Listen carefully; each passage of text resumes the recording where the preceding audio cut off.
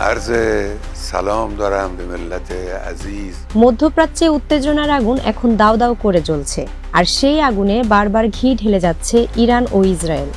এক পক্ষ হামলা চালালেই আরেক পক্ষ পাল্টা জবাব দিচ্ছে আরও ভয়ঙ্করভাবে। ভয়ালে যুদ্ধে প্রতিদিনই বাড়ছে ধ্বংস ও আতঙ্ক, যেন পুরো অঞ্চলই পরিণত হচ্ছে বিস্ফোরণের ময়দানে।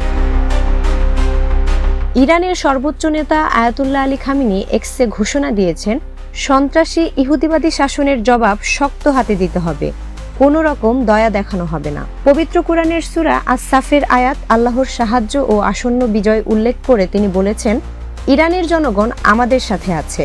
আল্লাহর ইচ্ছায় ইসলামী প্রজাতন্ত্র অবশ্যই ইহুদিবাদী শাসন ব্যবস্থার বিরুদ্ধে বিজয় অর্জন করবে।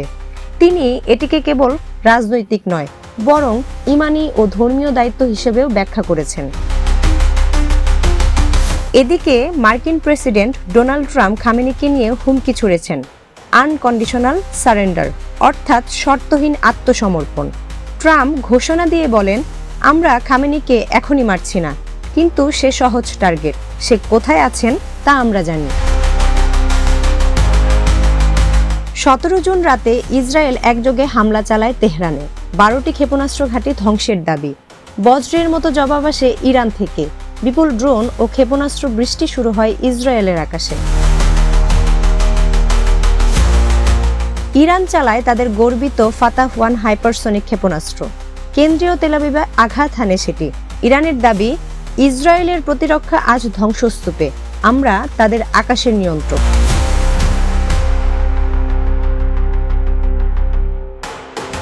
ইসরায়েলের গোলান হাইটসে দেখা যায় আকাশে একের পর এক ইরানিয়ান ক্ষেপণাস্ত্র ধেয়ে আসছে।